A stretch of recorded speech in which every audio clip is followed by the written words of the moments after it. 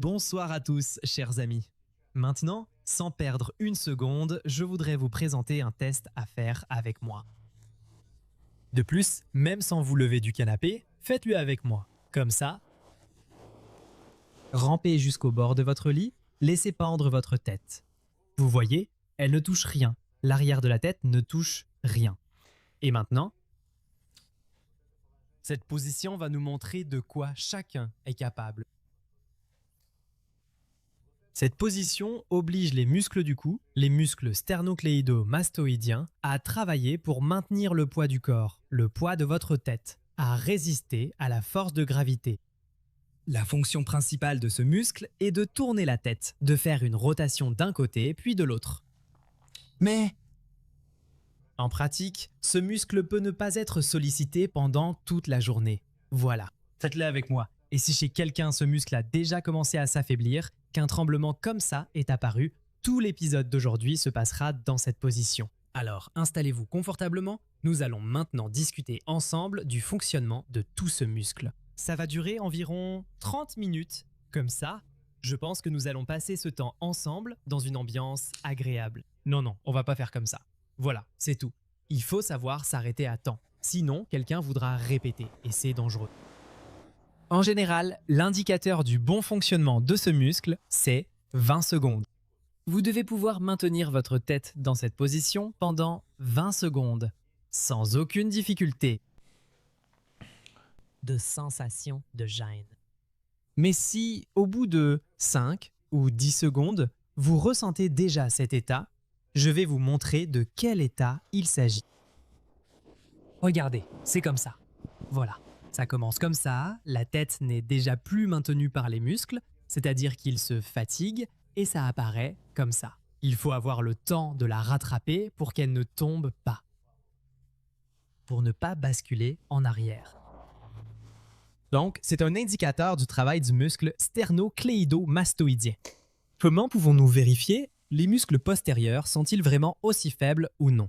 Ils ne sont jamais aussi faibles. Vous pouvez aussi vérifier dans l'autre sens, allongez-vous comme ça et tenez cette position. Mais il est rare de trouver quelqu'un qui ne peut pas la maintenir pendant 20 secondes.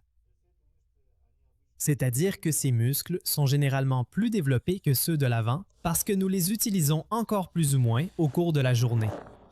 Les muscles latéraux, c'est en étant allongés sur le côté. Mais si jamais ils sont vraiment très affaiblis, vous le sentirez dans cette position.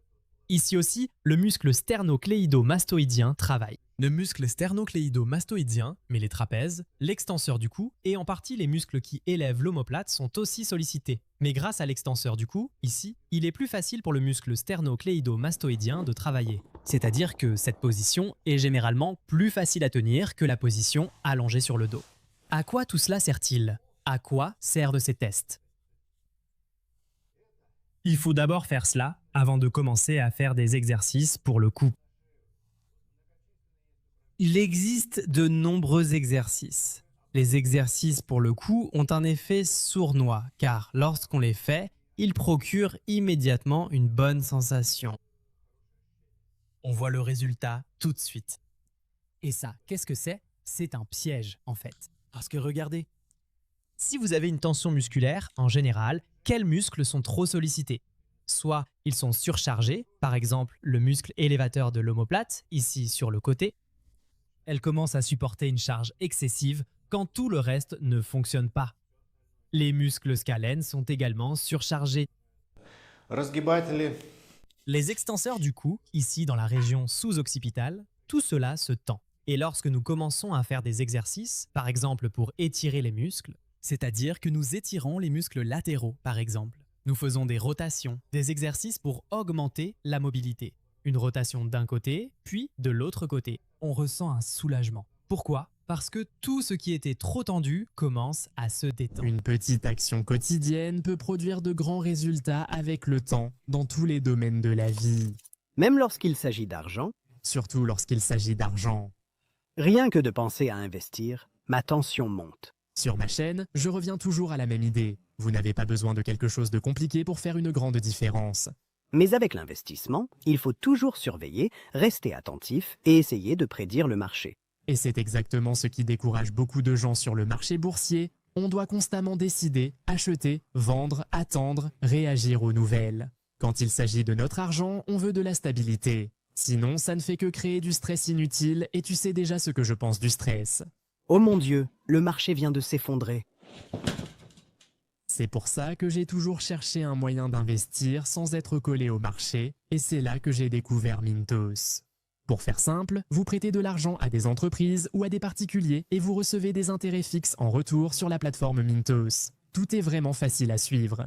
Le rendement attendu pour chaque prêt est fixé à l'avance et les paiements arrivent chaque jour comme un revenu passif prévisible et cela reste facile à suivre sur la plateforme. Je peux filtrer les prêts selon le rendement que je souhaite, le niveau de risque avec lequel je suis à l'aise, le délai avant de récupérer mon argent, le pays dans lequel je veux investir et même la devise.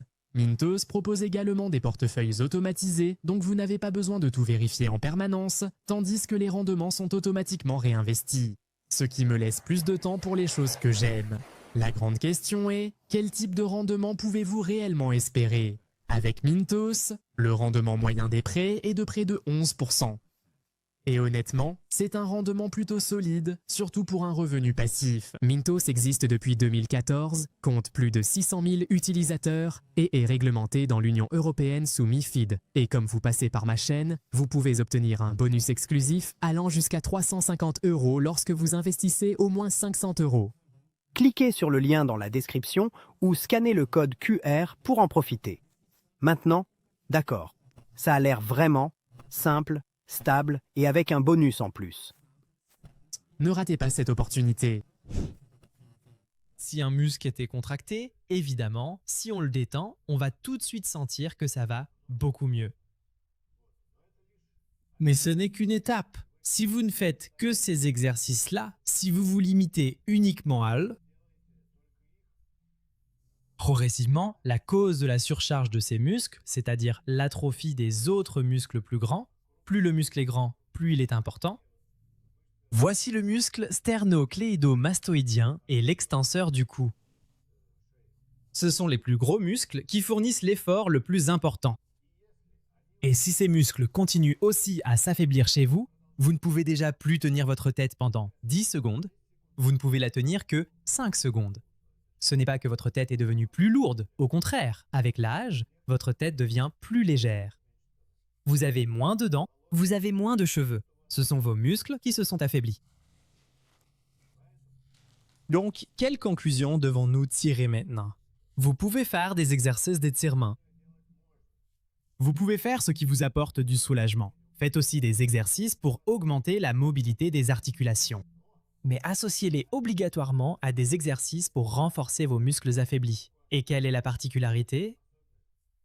Pourquoi la plupart des gens ne les aiment-ils pas? Pourquoi les personnes avec un cou mince ou tordu ne les aiment-elles pas? Pourquoi aiment-ils s'étirer? Pourquoi aiment-ils relâcher la tension? Alors pourquoi ont-ils constamment des tensions? Ce n'est pas parce qu'ils se surmènent, c'est parce que tout est devenu tellement faible que ça commence à être surchargé. Et les exercices pour entraîner les muscles? Au début, pendant les premiers mois, ils provoquent très souvent de l'inconfort. Très souvent, ces muscles commencent à faire mal après, ainsi que d'autres muscles. Les points d'attache peuvent aussi faire mal, c'est pourquoi on n'a pas envie de les faire au début. Mais avec le temps, il faut aussi choisir la bonne charge pour ne pas surcharger. Ensuite, avec le temps, ça donne des résultats. Ensuite, vous êtes content de les faire et vous comprenez ce qu'il faut faire et ce qu'il ne faut pas faire. Donc, les exercices par lesquels il faut commencer. Si vous avez les muscles du cou affaiblis, si les étirements vous aident, vous pouvez aussi continuer à faire des étirements. Personne ne vous l'interdit. Mais ajoutez à cela. Premier exercice. Voilà comment vous avez fait ce test. Si vous pouvez tenir 20 secondes, vous laissez pendre la tête comme ça dans sa position physiologique et vous pouvez tenir 20 secondes. Ici, vous pouvez déjà faire l'exercice avec la rotation et il y a deux options. Vous pouvez simplement lever la tête et la tenir comme ça, voilà. Ou bien, vous pouvez la laisser pendre, n'est-ce pas? Mais vous aurez une position un peu différente. Mais en principe, c'est la même chose. Et vous pouvez aussi le faire d'un côté et de l'autre. Deux positions. Et ici, si vous débutez seulement, si vous l'avez fait quelques fois et que de l'inconfort apparaît, vous faites cet exercice en statique aussi bien d'un côté que de l'autre, simplement de façon statique. Par exemple, vous tenez 10 secondes et c'est tout, puis vous vous reposez. Vous l'avez fait d'un côté, puis de l'autre. Ensuite, au cours de la journée, vous observez comment les muscles réagissent à cela. Si rien ne se tend nulle part, eh bien, vous pouvez continuer à le faire de la même manière. Ensuite, si cela devient facile, eh bien, à peu près après, si vous le faites régulièrement, après 1 ou 2 semaines, après 1 mois, vous pouvez passer à des exercices déjà en dynamique, en mouvement. C'est-à-dire lorsque vous levez la tête et que vous faites un mouvement ici.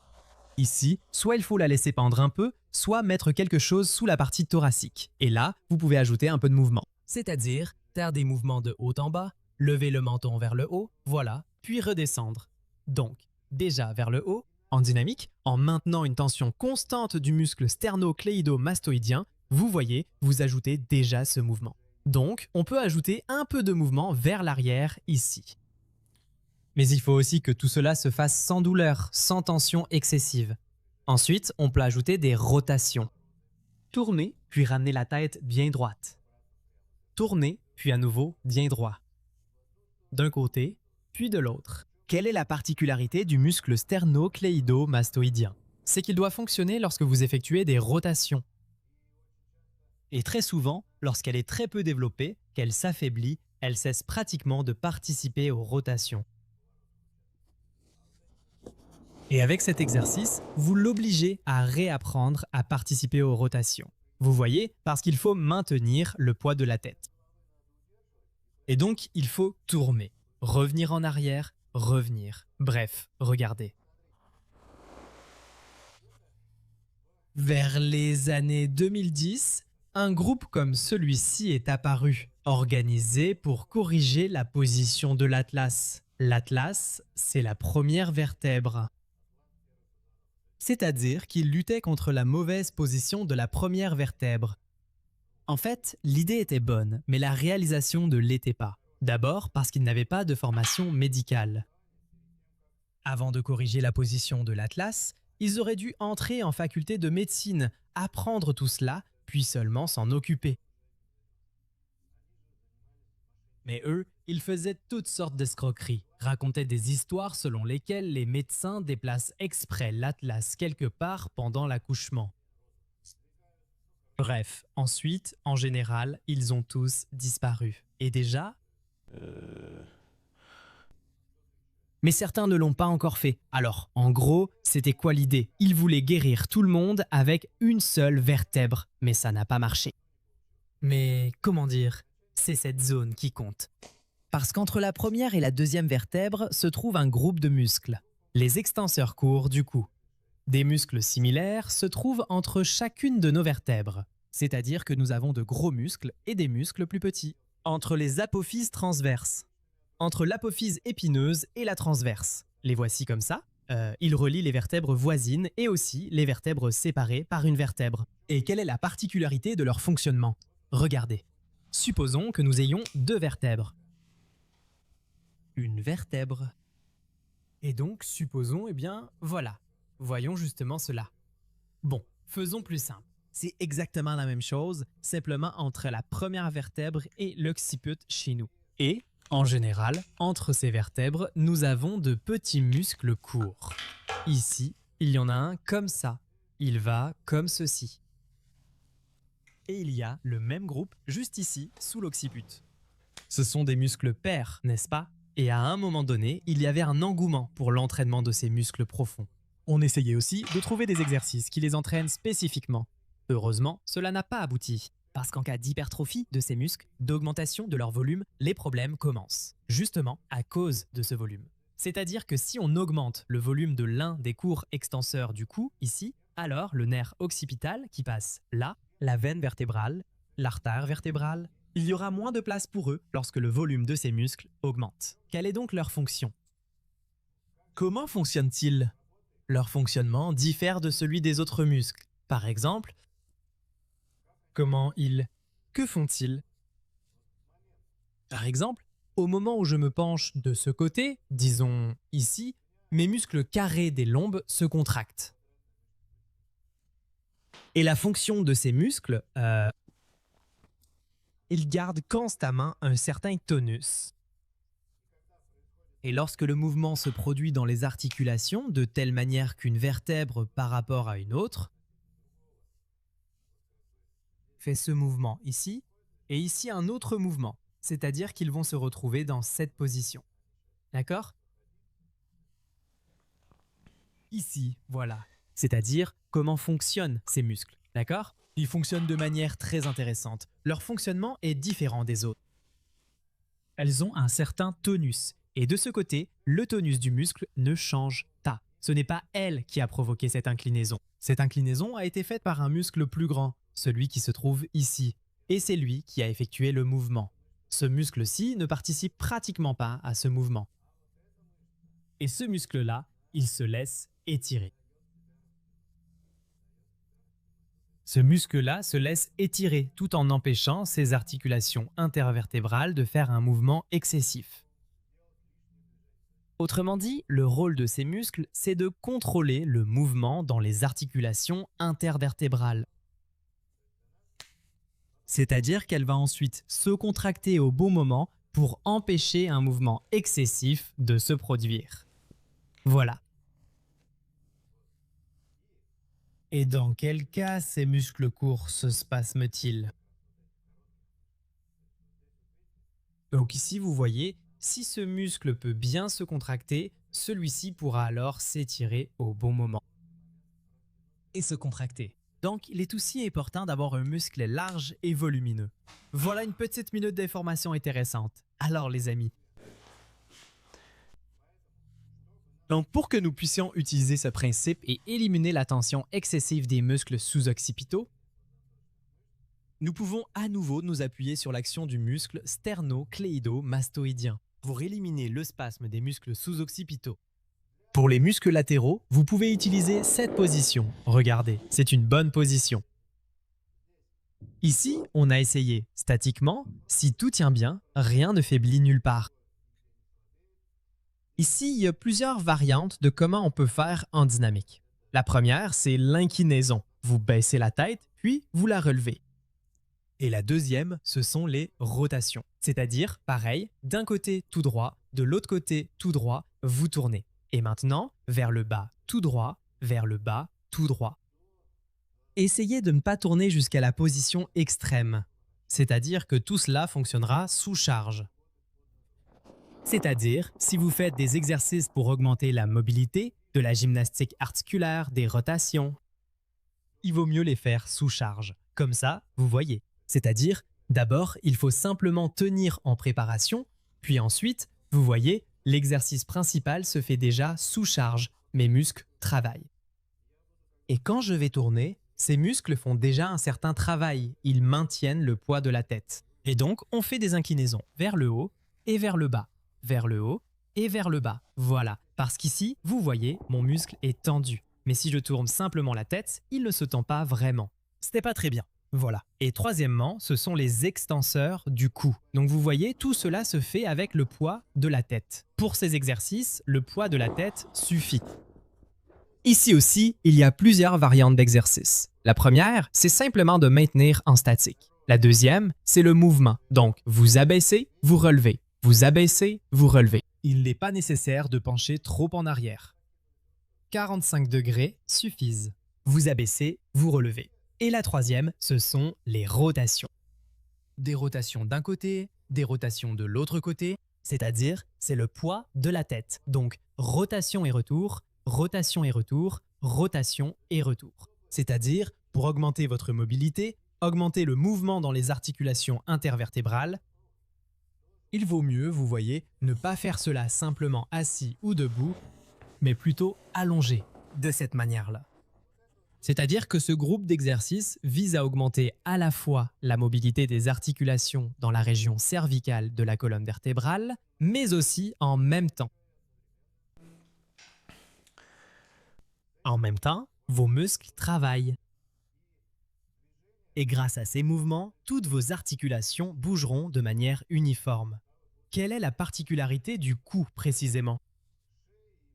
C'est que vous pouvez effectuer le même mouvement en utilisant un nombre différent de vertèbres. C'est-à-dire, regardez, si mes extensions du cou fonctionnent mal, Ce qui commence pratiquement au milieu de la colonne thoracique, c'est un long muscle. Quand je vais tourner la tête, seules quelques vertèbres vont bouger. 3 ou 4 vertèbres seulement peuvent participer à la rotation.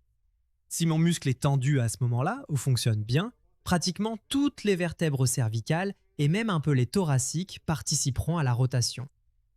Et que dois-je faire si mes muscles du cou ne fonctionnent déjà plus, hein? Je dois créer des conditions spéciales. Alors, qu'est-ce que je fais pour cela? Donc pour cela, je crée déjà, vous voyez, une tension artificielle. Là, ils sont déjà contractés. Et dans cette position, je vais commencer à tourner maintenant. Et ici, c'est parce que les muscles du cou ont déjà dû se contracter pendant la rotation. Ce n'est pas comme ici. Ici, je tourne la tête. Seulement 3 vertèbres participaient au mouvement. Et ici, toutes les vertèbres devront déjà participer au mouvement. La même chose. Quand je fais cette même rotation comme ça, en étant allongé sur le dos. Ici, pendant la rotation, toutes mes vertèbres vont participer dans la bonne amplitude, c'est le plus important. Chacune fera ce qu'elle doit, sa propre amplitude de mouvement. Entre la première et la deuxième, il y a la plus grande amplitude, puis elle sera répartie uniformément. Voilà, et pendant ce mouvement, pendant les rotations, chaque articulation effectue l'amplitude nécessaire, chaque articulation travaille. Comme ça, au petit bonheur la chance. Si le muscle est bon, il y aura une bonne rotation. S'il n'est pas bon, alors la rotation ne sera pas bonne. Voilà les amis. C'est tout, il est temps de s'occuper de tout ça. On a déjà beaucoup regardé, on est fatigué. Les yeux sont fatigués. Frottez-les comme ça. À bientôt pour de nouvelles émissions. À bientôt.